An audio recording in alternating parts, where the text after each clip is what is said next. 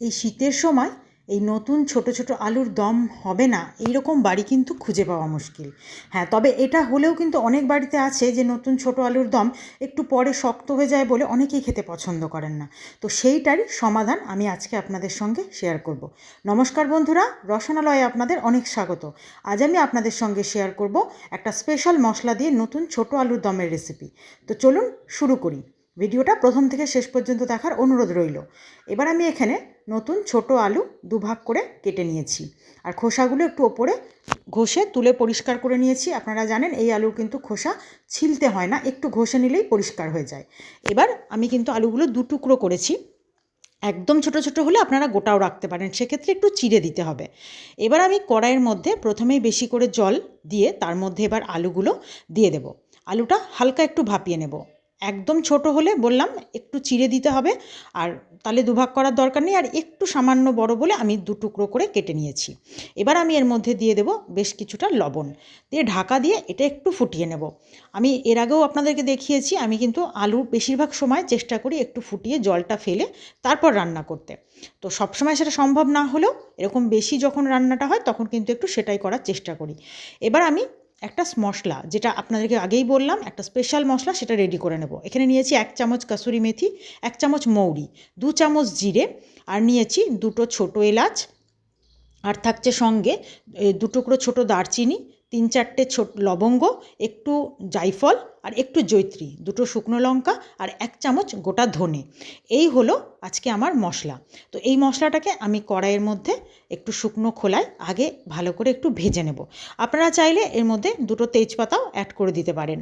তো তেজপাতাটা আমি এর মধ্যে অ্যাড করিনি বলে আমি পরে ওটাকে তেলে ফোড়নে দেব।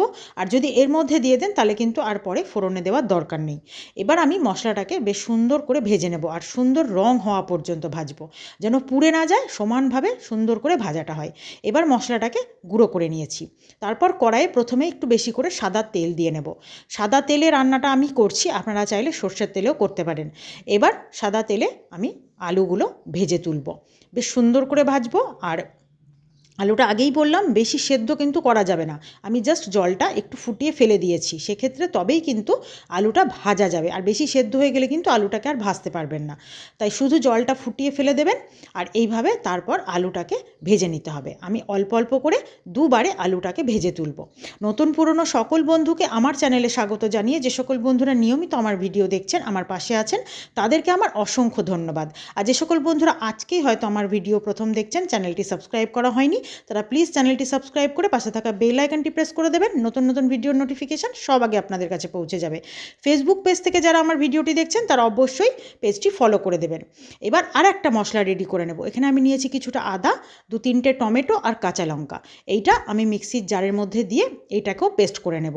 আমি এই মশলাটা পেস্ট করার সময় সামান্য একটু জল ব্যবহার করব। আর এই মশলাটাকে পেস্ট করে নিয়ে তারপর আবারও চলে যাচ্ছি বাকি রান্নায়। তো মশলাটা পেস্ট করা হয়ে গেছে। এবার আমি কড়াইয়ের মধ্যে ওই আলু ভাজা তেলটার মধ্যে দুটো তেজপাতা ফোড়ন দিয়ে তার মধ্যে পেস্ট করে রাখা মশলাটা দিয়ে দিলাম। আমি আগেই বললাম যে তেজপাতাটা ফোড়নে দেব। এবার দিয়ে দিলাম স্বাদ অনুযায়ী লবণ আর হলুদ, আর বেশ কিছুটা চিনি, কাশ্মীরি লঙ্কা গুঁড়ো। এই 4টে মশলা দিয়ে আমি এবার কিন্তু আবারও খুব ভালো করে পেস্ট করে রাখা মশলাটাকে, পেস্ট করে যে কড়াইয়ের মধ্যে দিয়েছি মশলাটা, ওটাকে ভালো করে কষাবো। একটু কষানো হয়ে গেলে তার মধ্যে দিয়ে দেবো ফ্যাটানো টক দই। এখানে আমার 3 টেবিল চামচ মতো টক দই আছে।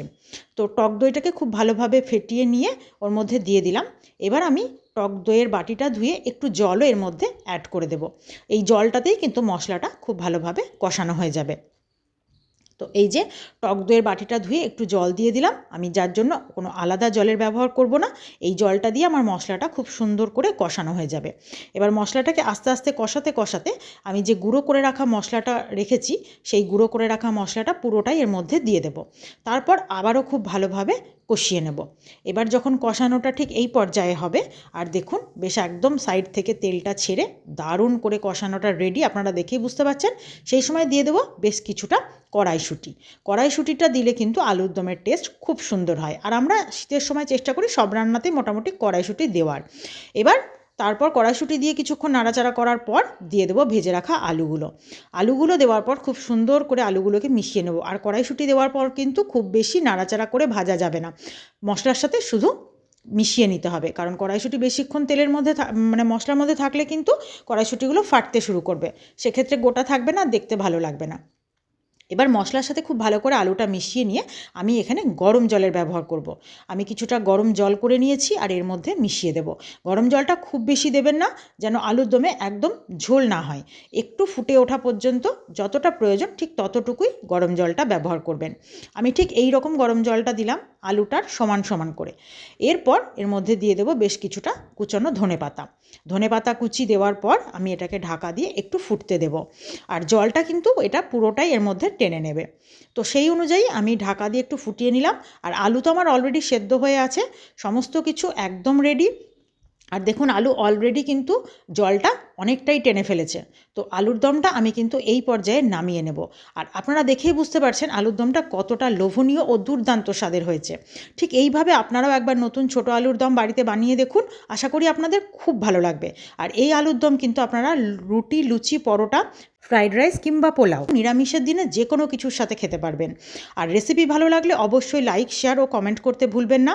আপনাদের নিজের পরিবার পরিজনের সঙ্গে অবশ্যই শেয়ার করবেন। আর এইভাবে একদিন আলুর দম বানাবেন।